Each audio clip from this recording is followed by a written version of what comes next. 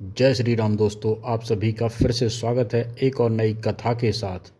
और मैं भगवान से प्रार्थना करता हूं कि आप और आपका परिवार हमेशा स्वस्थ रहे, मस्त रहे। तो दोस्तों, आज की कथा है जिस राजा ने सत्य के लिए सब कुछ खो दिया, सत्यवादी राजा हरिश्चंद्र की ये अमर कहानी। चलिए सुनते हैं ध्यानपूर्वक।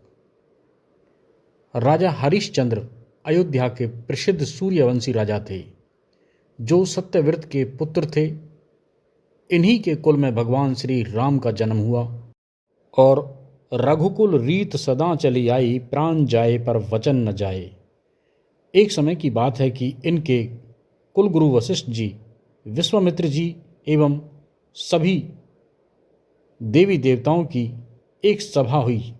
सभा में सभी देवी और देवता, ऋषि मुनि इत्यादि चर्चा कर रहे थे कि पृथ्वी पर सबसे सत्यनिष्ठ व दानवीर राजा कौन है।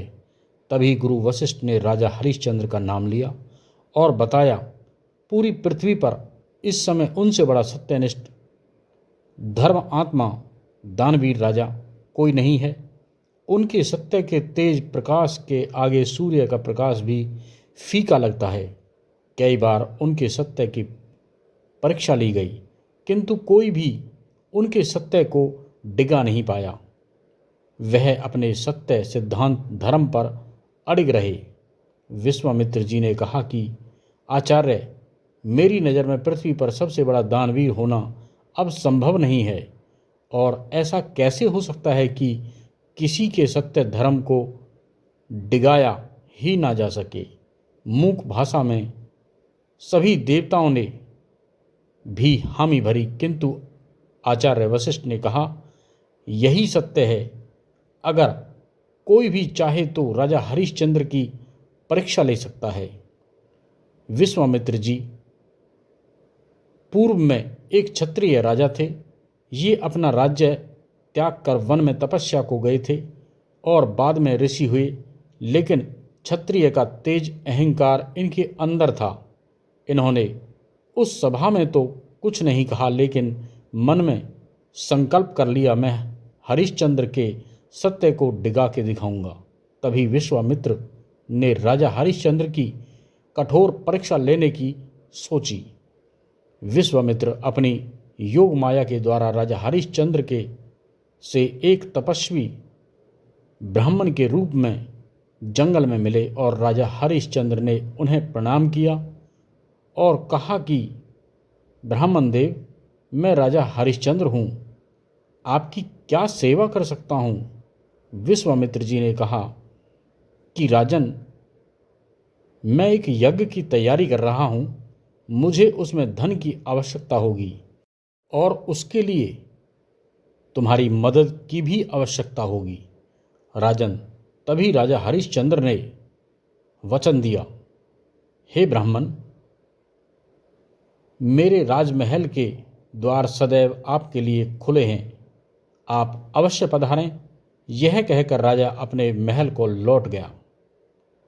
कुछ समय पश्चात विश्वामित्र जी ब्राह्मण वेश में राजा हरिश्चंद्र के महल पहुँचे और राजा को अपना वचन याद दिलाया। राजा हरिश्चंद्र ने कहा, ब्राह्मण देव, आज्ञा करें। विश्वामित्र जी ने कहा, राजन, मुझे आपका पूरा राज्य, धन, ऐश्वर्य चाहिए। सभी महल के पद अधिकारी सोचने लगे, यह मांग पूरी करना संभव नहीं है। तभी राजा हरिश्चंद्र ने कहा, ऋषिवर, मैं आपको अपनी पूरी संपत्ति, राज्य सौंपता हूँ। तभी विश्वामित्र जी ने कहा, राजन, मैं तुम्हारे दान धर्म से अत्यधिक प्रसन्न हूँ, किंतु शास्त्रों के अनुसार दान धर्म के पश्चात दक्षिणा देनी आवश्यक होती है। राजा हरिश्चंद्र ने कहा, अवश्य ब्राह्मण देव, बताइए आपको कितनी दक्षिणा चाहिए। विश्वामित्र जी ने कहा, मुझे 1100 स्वर्ण मुद्रा चाहिए। तभी राजा ने अपने मंत्रियों को आदेश दिया, ब्राह्मण देव को तत्काल 1100 स्वर्ण मुद्रा दक्षिणा स्वरूप में दी जाए। विश्वामित्र जी ने कहा कि राजन, आप अपनी संपत्ति मुझे पहले ही दान कर चुके हैं और दान दी गई वस्तु से दान नहीं किया जा सकता। राजा हरिश्चंद्र ने कहा, ब्राह्मण देव, मुझे थोड़ा समय दीजिए, मैं आपको 1100 स्वर्ण मुद्रा की दक्षिणा अवश्य दूंगा। राजा हरिश्चंद्र ने अयोध्या से अपनी पत्नी तारा और पुत्र रोहित को लेकर पैदल खाली हाथ काशी को निकल गए। राजा हरिश्चंद्र चक्रवर्ती राजा थे। चक्रवर्ती राजा पूरी पृथ्वी का राजा होता है। पूरी पृथ्वी तो वह विश्वामित्र जी को दान कर चुके थे, किंतु शास्त्र अनुसार काशी भगवान शिव के त्रिशूल पर बसी है। प्रलय काल में जब पूरी पृथ्वी जलमग्न हो जाती है तो काशी शेष बचती है।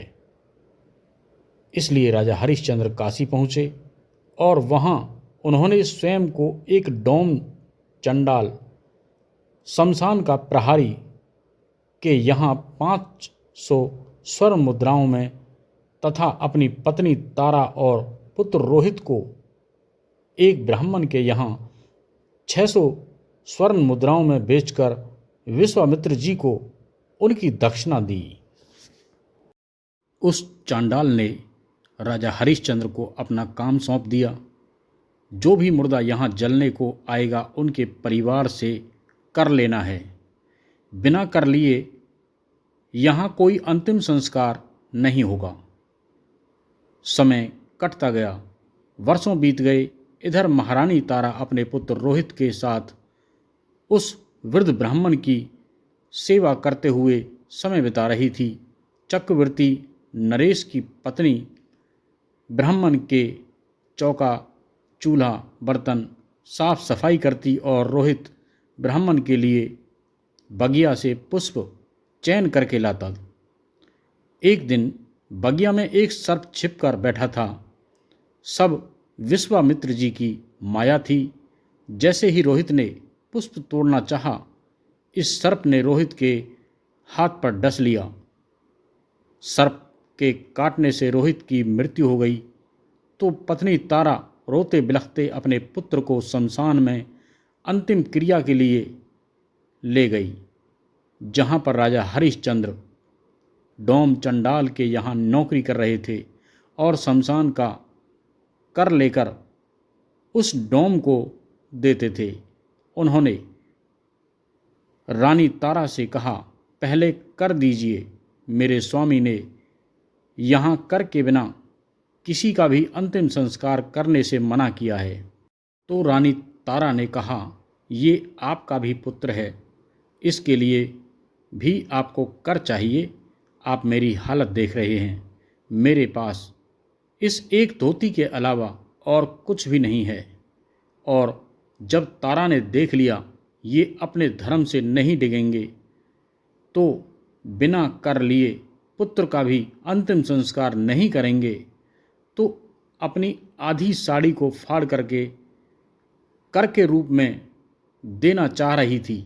उसी समय वहाँ सभी देवी देवताओं, ऋषि मुनि वशिष्ठ जी सहित विश्वामित्र जी प्रकट हुए और राजा हरिश्चंद्र से कहा, मैं केवल आपके सत्य की परीक्षा ले रहा था, जिसमें आप उत्तीर्ण यानी पास हो गए और उनको उनकी धन संपत्ति, वैभव, राजपाट पुनः लौटा दिया और देवताओं के आशीर्वाद से रोहित को पुनर्जीवन दिया और कहा, राजन, अब आप हमसे कोई वरदान मांगिए।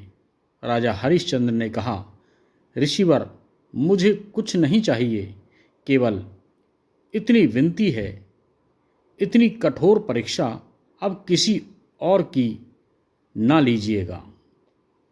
सत्य की परीक्षा नहीं ली जाती, उसको प्रणाम किया जाता है। किसी के धर्म को डिगाया नहीं जाता, उसको बढ़ाने में उसका सहयोग किया जाता है। इस प्रकार राजा हरिश्चंद्र के विश्व के इतिहास के सबसे महान दानवीर की श्रेणी में गिनती हुई। तो दोस्तों, आपको ये कथा पसंद आई हो तो इसे ज़्यादा से ज़्यादा लोगों में शेयर करें, और आपने इसे सुनने के लिए जो इतना समय दिया उसके लिए मैं आपका आभार प्रकट करता हूँ। तो दोस्तों, फिर मिलते हैं एक और नई कथा लेकर या कहानी लेकर। जब तक के लिए जय श्री राम।